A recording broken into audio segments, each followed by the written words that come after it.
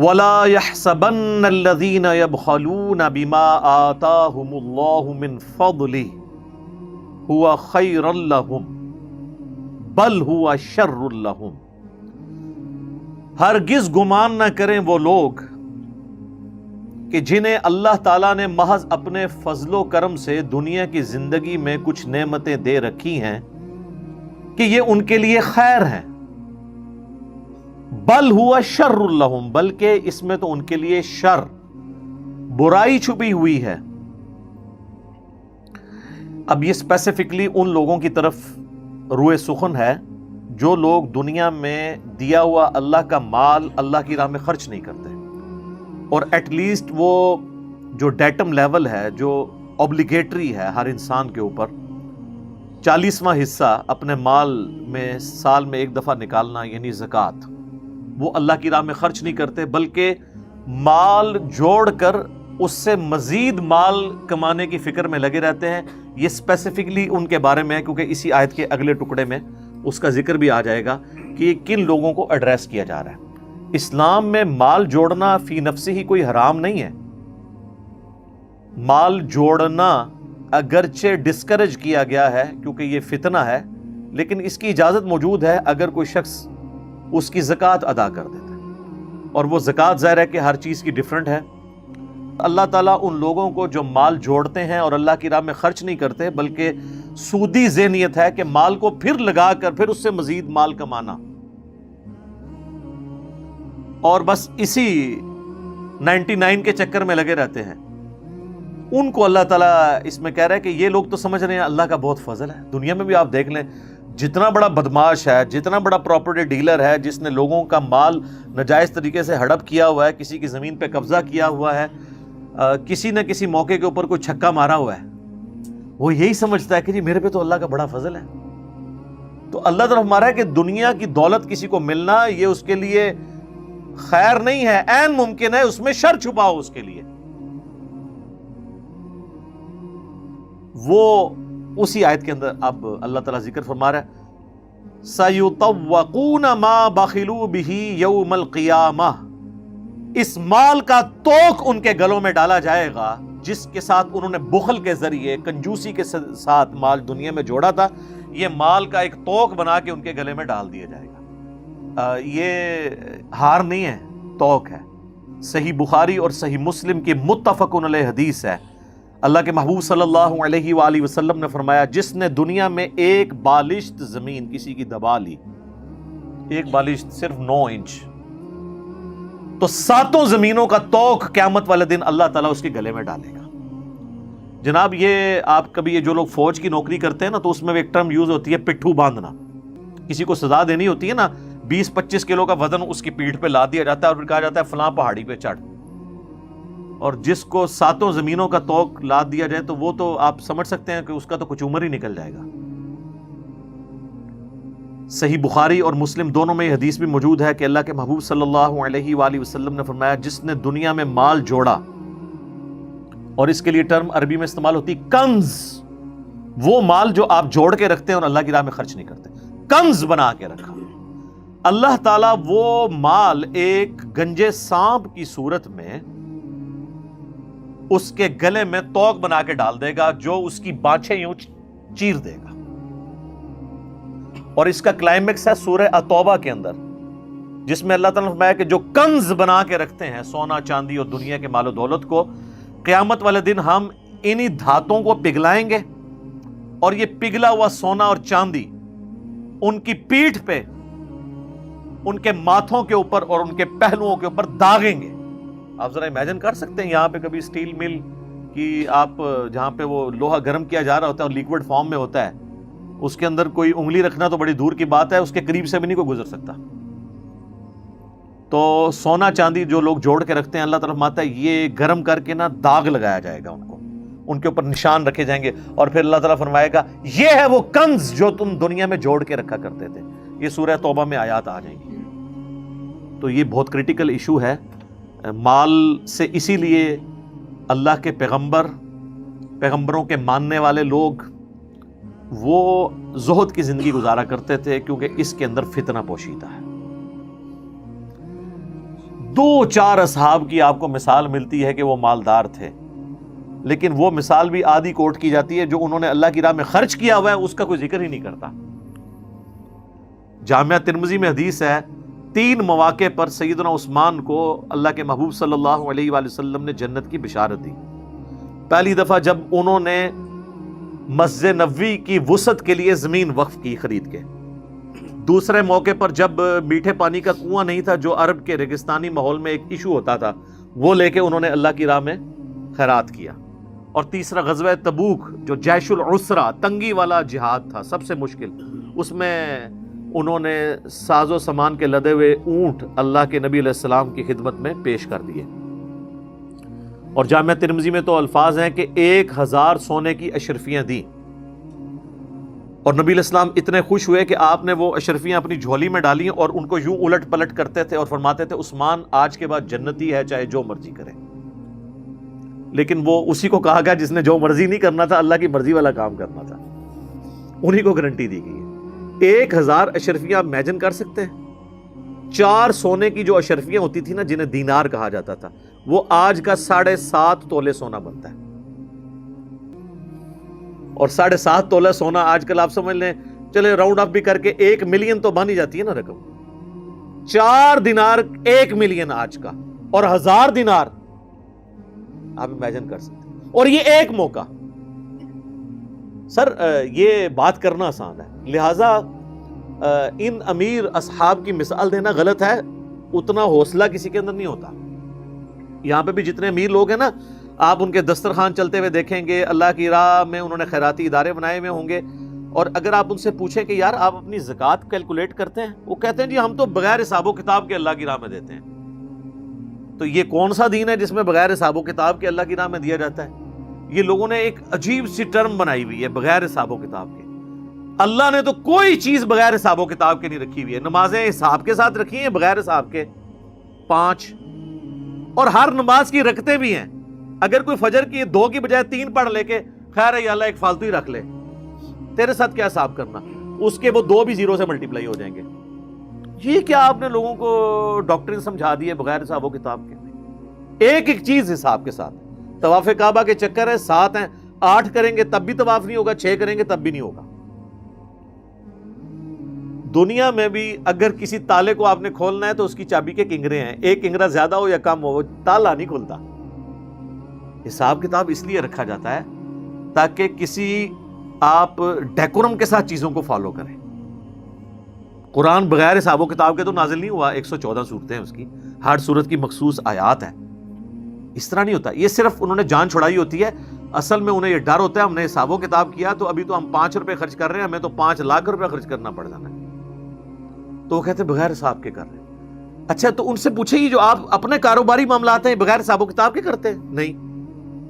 تو اللہ تعالیٰ نے بھی ہاں بغیر حساب کے آپ اس وقت کریں جب آپ ڈیٹم لیول اچیو کر لیں، 2.5% زکوٰۃ دے دی، اس کے بعد آپ بغیر حساب و کتاب کے جتنا مرضی دیں۔ لیکن جب تک آپ کیلکولیٹ نہیں کریں گے ہر سال کہ آپ کی زکوٰۃ، آپ کے ایسٹ کتنے ہیں، اس کے اگینسٹ آپ کی زکوٰۃ کتنی بنتی ہے، آپ کس طرح نکال سکتے ہیں؟ لوگوں کا نمازوں پہ زور ہے، عمروں پہ زور ہے، زکوٰۃ کے معاملے میں آگے کھوتی مر جاتی ہے انہوں نے، کیونکہ پیسہ نکالنا پڑتا ہے۔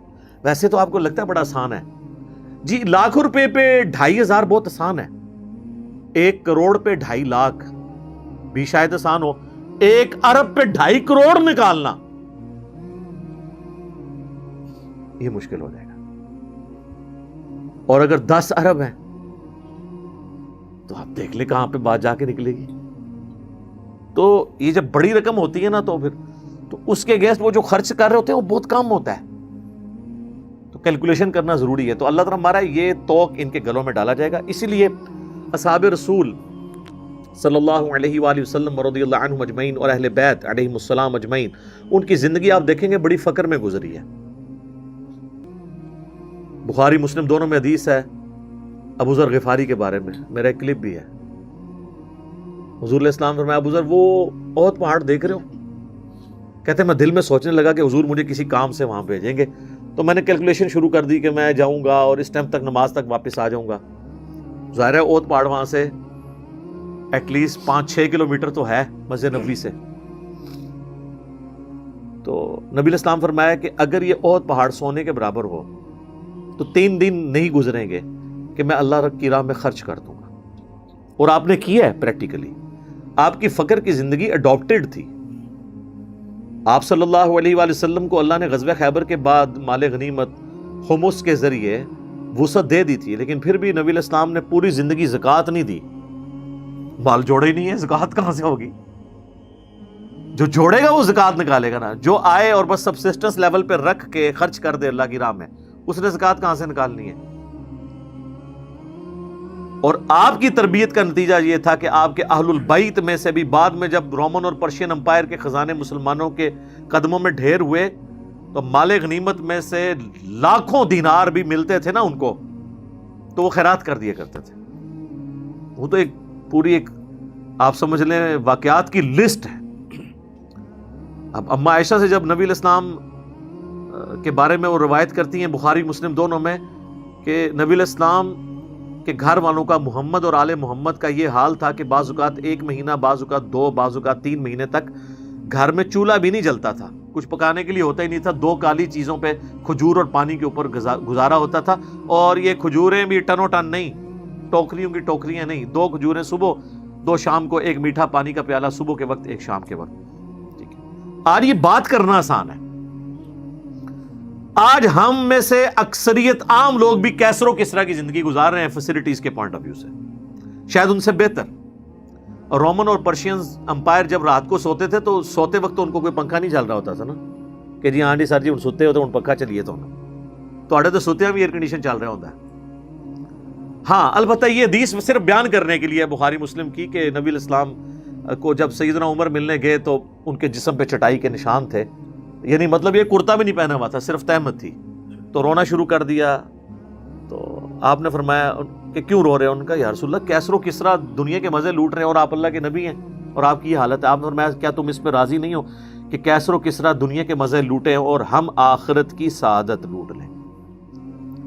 بخاری مسلم دونوں میں حدیث ہے، مجھے اپنے بعد یہ خطرہ نہیں کہ تم بھوکے مر جاؤ گے، بلکہ مجھے یہ تو ڈر ہے کہ دنیا کے خزانے تم پر کھول دیے جائیں گے اور تم بھی دنیا کے مال کی محبت میں مبتلا ہو کر تباہ و برباد ہو جاؤ گے جس طرح اگلے لوگ ہو گئے. اور یہی پھر سلسلہ آپ دیکھ رہے ہیں. حضرت عثمان کے دور میں جب وظیفے لگ گئے تو تھیندے تھیندے تھیں گے مسلمان. پھر جن لوگوں کو وظیفے لگے ہوئے تھے ان کو حضرت علی کیسے ہضم ہو سکتے تھے چوتھے خلیفہ کے طور پر؟ کیونکہ انہوں نے تو پھر حضرت عمر کی طرح اسٹرکٹ مینجمنٹ تھی ان کی، تو ان کے مفادات جڑے ہوئے تھے بیسیکلی. بہانہ اس کے لیے کچھ اور، جیسے آج بھی پولیٹیکل لیڈرز آپ دیکھیں پیچھے سامنے فرنٹ پہ کوئی اور چیز رکھی جاتی ہے اور بہانہ کسی اور چیز کو بنایا جاتا ہے اور بیک گراؤنڈ میں اور چیز ہوتی ہے. تو جن لوگوں نے نبی علیہ السلام کی صحبت کی ہوئی تھی وہ کوشش کرتے تھے کہ بچ کے رہیں اس طرح کے معاملات سے. بخاری مسلم دونوں میں حدیث ہے، نبی علیہ السلام کے سامنے سے ایک غریب آدمی گزرا. آپ نے فرمایا اپنے صحاب سے اس کے بارے میں تمہارا کیا خیال ہے؟ انہوں نے کہا یا رسول اللہ یہ جس دروازے پہ جائے دھتکار دیا جائے. اگر کسی کی بچی سے کا رشتہ اس کے باپ سے مانگے تو اس کو کوئی رشتہ نہ دے، یہ تو اتنا مفلس اور ناچار ہے. تھوڑی دیر بعد ایک امیر شخص گزرا اور فرمایا اس کے بارے میں تمہارا کیا خیال ہے؟ ان کا یہ تو بڑا معزز شخص ہے، جس کے پاس جائے لوگ اس کا ریگارڈ کریں، کہیں سے رشتہ مانگے تو مل جائے. حالانکہ دونوں مسلمان تھے، دونوں صحابی تھے. آپ نے فرمایا اللہ کی قسم، اس رب کی قسم جس کے قبضے قدرت میں میری جان ہے، جو شخص پہلے گزرا ہے نا وہ ایک شخص اللہ تعالیٰ کو یہ بعد میں گزرنے والوں سے پوری زمین بھر جائے وہ بڑھ کر عزیز ہے. جی مسلم شریف کی حدیث ہے کہ نبی علیہ السلام نے فرمایا کہ میرے غریب اصحاب میرے امیر اصحاب سے 40 سال پہلے جنت میں چلے جائیں گے. جی قیامت کا دن 50,000 سال کا دن ہے، تو آپ کیا سمجھتے ہیں سیدھا ٹکٹ لگا ہوا ہے؟ 40 سال پہلے وہ لوگ جنت میں جائیں گے جو غریب صاحب ہیں. سر 40 سال کا ڈیفرنس دنیا میں آپ ذرا امیجن کر سکتے ہیں؟ جانا دونوں جنتی گروپ پارٹیاں ہیں، لیکن جنہوں نے مفلسی کی زندگی گزاری ہے، فقر کی زندگی گزاری ہے. اسی لیے صحیح بخاری مسلم میں آتا ہے عبداللہ بن عمر ہمیشہ غریب صحابہ کے ساتھ اپنا وقت گزارا کرتے تھے. اور لوگ پوچھتے تھے کہ کیوں؟ وہ کہتے تھے اس لیے کہ میں نے خود حضور سے سنا ہے کہ میرے غریب ساتھی جو ہے نا میرے امیر ساتھیوں سے 40 سال پہلے جنت میں جائیں گے. یہ تو میرا ایک فیوریٹ ٹاپک ہے اور میں پورے پیشن کے ساتھ اس پہ بول سکتا ہوں. اس لیے کہ میں صرف باتیں نہیں کرتا ہوں، میں کوشش کرتا ہوں کہ میں اپنی زندگی میں بھی اس چیز کو اڈاپٹ کروں. تو یہ معاملہ بڑا خطرناک ہے. بخاری اور مسلم دونوں میں حدیث ہے، نبی علیہ السلام اکثر دعا کیا کرتے تھے، اے اللہ محمد اور آل محمد کو بس اتنا ہی رزق دینا کہ ان کی سانسیں چلتی رہیں، سبسسٹنس لیول کے اوپر. آج جن کے پاس ڈھیروں مال و دولت نہیں ہے ان کو پریشان ہونے کی ضرورت نہیں ہے. ویسے تو کہتے ہیں غلامی رسول میں موت بھی قبول ہے، اور نبی علیہ السلام سے اپنی محبت کے راگ بھی الاپتے رہتے ہیں، لیکن نبی علیہ السلام کی جو پریکٹیکل زندگی ہے وہ اگر اڈاپٹ کی جائے نا تو ساری یہ غلامیاں آپ کی جو ہے نا اس کے دعوے باہر نکل آئیں گے، پتہ چل جائے گا. تو کیونکہ قرآن حکیم کی ساری تعلیمات جو ہیں وہ کنڈیم کرتی ہیں مال و دولت کو زیادہ تعداد میں جوڑنا، کیونکہ یہ فتنے میں مبتلا کر دینے والی چیز ہے. لیکن یہ جواز ہے، اور وہ اس کے ساتھ کہ آپ نے اللہ کی راہ میں خرچ کرنا ہے، پھر آپ بے شک جوڑیں.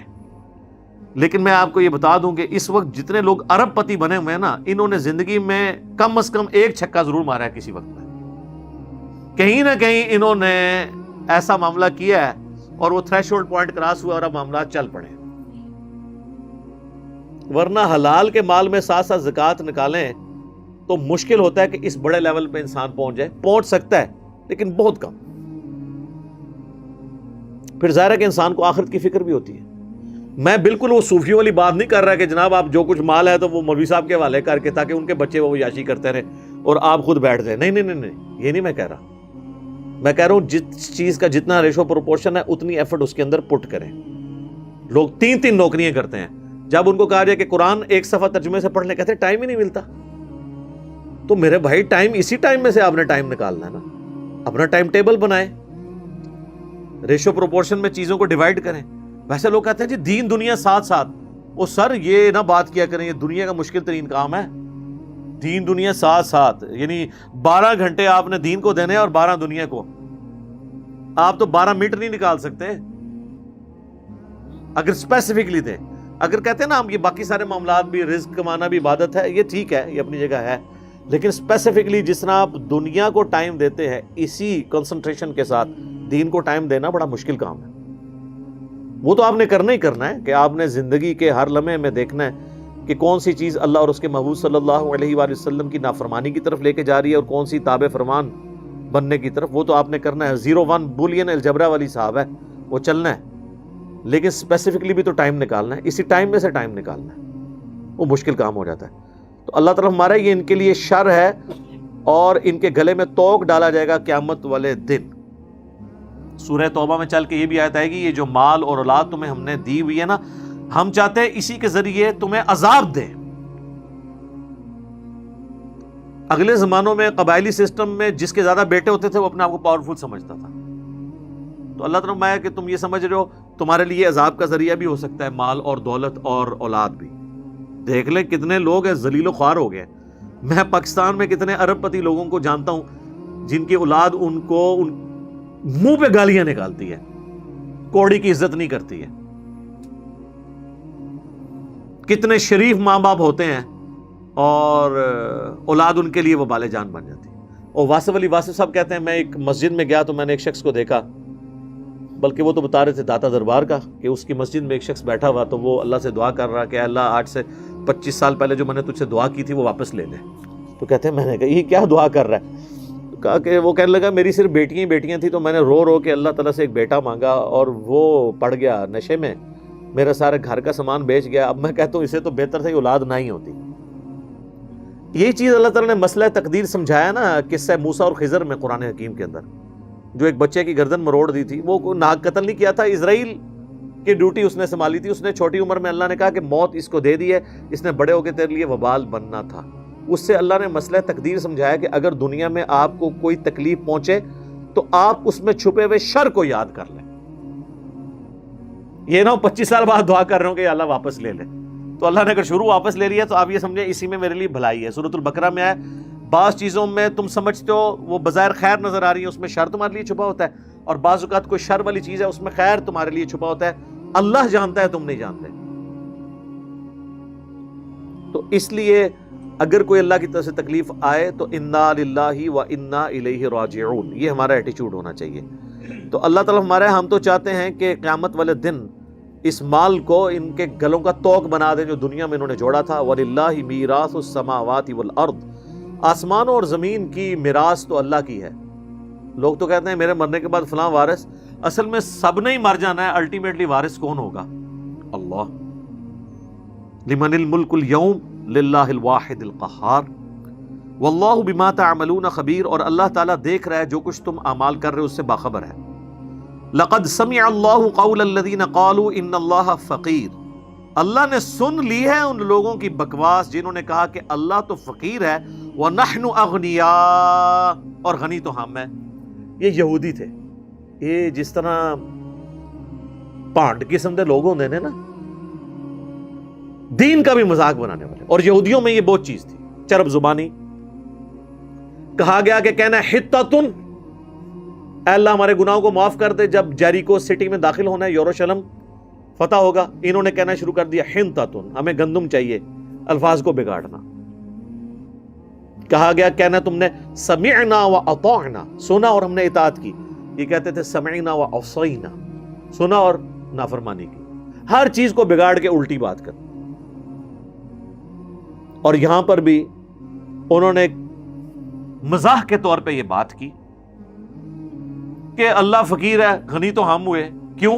دیکھو اللہ تعالیٰ بار بار کہتا ہے کہ مجھے قرض حسنہ دو، اللہ کی راہ میں خرچ کرو، تو امیر تو وہ ہوگا جو خرچ کرے، جو مانگ رہے ہیں ہم سے وہ تو خود غریب ہے۔ استغفر اللہ تو بولی۔ اس پہ اللہ کی ورڈکٹ دیکھیں، سنکتب ما قالو، ہم ایک ایک چیز لکھ رہے ہیں جو یہ بکواس کر رہے ہیں۔ یہ پرسنل نوٹس بنانے کے لیے نہیں، قیامت والے نامہ اعمال سامنے رکھنے کے لیے۔ یہ کہا کرتے تھے دنیا میں، آؤ نا، اب دنیا میں تو کھلی چھٹی تھی، اب تمہاری گرفت کریں گے۔ وَقَتْلَهُمُ الْأَنْبِيَاءَ بِغَيْرِ حَقٍّ، اور ان کا وہ بڑا جرم جو انہوں نے نبیوں کو قتل کیا بغیر کسی وجہ کے، حق گوئی کے اوپر، یہ بھی ان کا ہم نے جرم لکھا ہوا ہے۔ وَنَقُولُ ذُوقُوا عَذَابَ الْحَرِيقِ، اور پھر ایک وہ دن آئے گا ہم کہیں گے چکھو اس آگ کے عذاب کا مزہ، جو تم دنیا میں اللہ کے بارے میں اس طرح کی غلط گفتگو کرتے تھے، اس کے بھیجے ہوئے نمائندوں یعنی وقت کے پیغمبروں کو قتل کرتے تھے۔ دنیا میں تو کھلی چھٹی تھی، لیکن آج ہم گرفت کریں گے۔ اچھا، یہ اکثر لوگ کہتے ہیں نا دنیا میں جو کچھ ہو رہا ہے وہ اللہ کی مرضی سے ہو رہا ہے۔ اللہ کی مرضی سے نہیں ہو رہا، دنیا میں جو کچھ ہو رہا ہے اللہ کی اجازت سے ہو رہا ہے۔ مرضی اس کی یہ نہیں ہے کہ نبیوں کو قتل کیا جائے، مرضی اس کی یہ نہیں ہے کہ لوگ برائی کے اندر مبتلا ہوں۔ ہاں، اجازت دی ہوئی ہے کہ کام چوک کے رکھنا رکھو، آخرت میں پکڑوں گا، اور اگر میرے پیغمبروں کی اطاعت اختیار کرو گے آخرت میں جنت دوں گا۔ اجازت ہے، یہ نہیں ہوگا کہ اذان ہوئی ہے تم نماز نہیں پڑھتے تو زمین میں دزا دیے دو، نہیں، زمین نہیں تمہیں کھینچے گی۔ اذان ہوئی تمہارے آٹومیٹکلی نہ تم مسجد کی طرف قدم بڑھیں گے اور نہ کسی برائی کی طرف، تمہارا اپنا اختیار ہوگا۔ انا ہدیناہ السبیل اما شاکرا و اما کفورا، ہم نے ہدایت کا راستہ واضح کر دیا ہے، تمہاری مرضی ہے، چاہے تو شکر گزاری کی روش اختیار کرو، خواہ نہ شکری کی۔ تو یہ جو لوگ کہتے ہیں نا جی وہ جو کچھ ہو رہا ہے جی اللہ کی مرضی ہے نا جی، اللہ کا ہی فضل ہے نا جی، تو اس حوالے سے سورہ الزمر کی ایک آیت ہے جو مسئلہ تقدیر کے حوالے سے بڑی کریٹیکل ہے، کراس ریفرنس کے طور پہ میں یہاں پہ وہ کوٹ کر دیتا ہوں، بالکل سٹارٹ کے اندر سورہ الزمر کی آتی ہے، آیت نمبر ہے 7۔ ان تکفروا فإن اللہ غنی عنکم، اگر تم اللہ کی ناشکری کی روش اختیار کرو گے تو یہ جان لو کہ اللہ بے پرواہ ہے۔ یہ نہیں ہے کہ تم نے نماز نہیں پڑھی تو اللہ کو کوئی ٹینشن ہو گئی ہے، جاؤ دفع ہو جاؤ۔ لیکن اس کا یہ بھی مطلب نہیں ہے کہ جو مرضی کرو اللہ کو فرق نہیں پڑتا، نہیں۔ ولا یرضی لعبادہ الکفر، لیکن اللہ راضی کبھی نہیں ہوگا کہ تم ناشکری کی روش اختیار کرو، پکڑے گا نہیں دنیا میں کیونکہ اس نے تمہیں کھلی چھٹی دی ہے، لیکن راضی نہیں ہے، پکڑے گا آگے۔ وَإِن تَشْكُرُوا، اور اگر شکر گزاری کی روش اختیار کرو گے، يَرْضَاهُ لَكُمْ، وہ راضی اسی پہ ہی ہے کہ تم اس کے تابع فرمان رہو، نافرمانی پہ اس کو پرواہ کوئی نہیں ہے، لیکن ناراض ہو جائے گا اور پکڑ لے گا۔ وَلَا تَزِرُ وَازِرَةٌ وِزْرَ أُخْرَى، اور یاد رکھنا کوئی بھی جان قیامت والے دن دوسرے کے گناہوں کا بوجھ نہیں اٹھائے گی، ہر شخص نے اپنے اعمال کا بوجھ خود اٹھانا ہے۔ ثم الى ربکم مرجعکم، پھر تمہیں لوٹ کر اپنے رب کی طرف جانا ہے، فینبئکم بما کنتم تعملون، پھر وہ تمہیں بتا دے گا جو کچھ تم دنیا میں اعمال کیا کرتے تھے، انہو علیم بذات الصدور، اور وہ تو اتنا علم والا ہے کہ تمہارے سینوں کے چھپے ہوئے رازوں کو بھی جانتا ہے۔ دنیا میں داڑھی سے پگڑی سے آپ عوام کو دھوکہ دے سکتے ہیں، اللہ کو نہیں دے سکتے۔ کہتے ہیں شکل کتنی نورانی، اوڈا اوڈا فراڈیا ہوتا ہے، شکل نورانی ہے، شکل نورانی۔ یہ کون جج کر سکتا ہے یار؟ چہروں سے کون ڈیسائیڈ کر سکتا ہے؟ ایک فرقے کا عالم ہے، اس کے اپنے فرقے والے کہتے ہیں نور برس رہا ہے، دوسرے کہہ رہے ہیں لعنت پئی ہوئی ہے۔ دنیا میں ہی آپ دیکھ لیں، کافر نہیں کہتا، مسلمان ہی کہتا ہے، کہتے ہیں نا جی۔ تو پھر جب اپنے والے پر نور ہے، دوسرے والے پہ لعنت ہے، تو جو آپ کا اپنے والا ہے وہ بھی کروڑوں کے نزدیک لعنت والا ہے۔ تو شکل تو کوئی کرائٹیریا نہیں ہے۔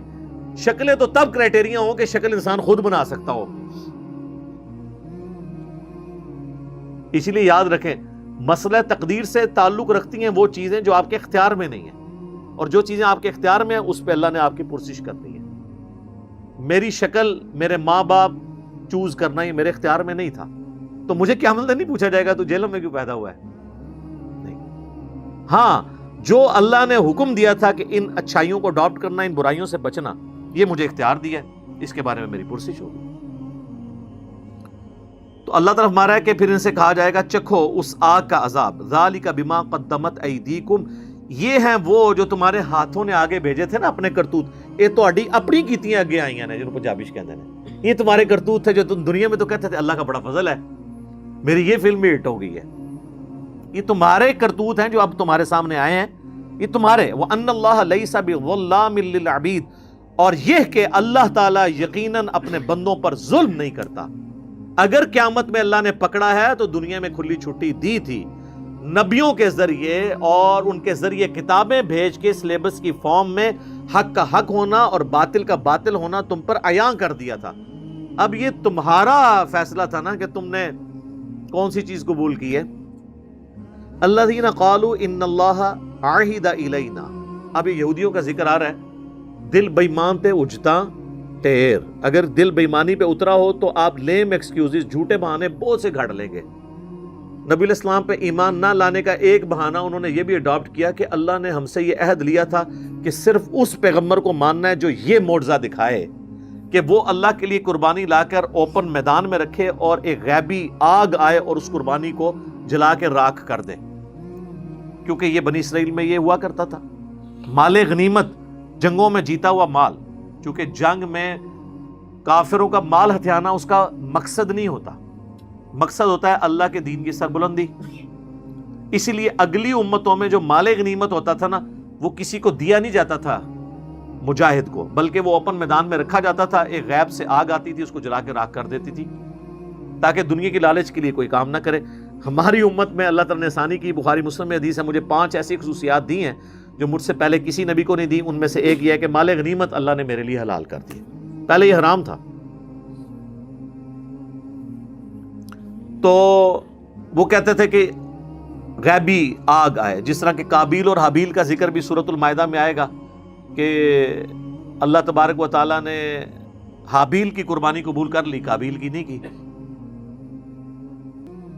تو وہ آگ آ کے اس قربانی کو کھا گئی تھی، دوسری قربانی وہیں پڑی رہی۔ تو یہ اس چیز کا ثبوت تھا کہ یہ قبول ہوئی، یہ جو راکھ بن گئی قبول ہوئی، جو نہیں راکھ بنی اس اپنی جگہ پہ وہ قبول نہیں ہوئی۔ تو اب وہ یہ کہتے تھے کہ ہم سے تو اللہ نے یہ عہد لکھا ہے، اللہ نؤمن لرسول حتی یأتینا بقربان، یہاں تک کہ کوئی رسول ہمارے پاس یہ معجزہ لے آئے کہ وہ قربانی لے کر آئے، تأکلہ النار، جسے اوپنلی آگ کھا جائے، یہ معجزہ جب تک نہیں دکھاؤ گے ہم نہیں مانیں گے۔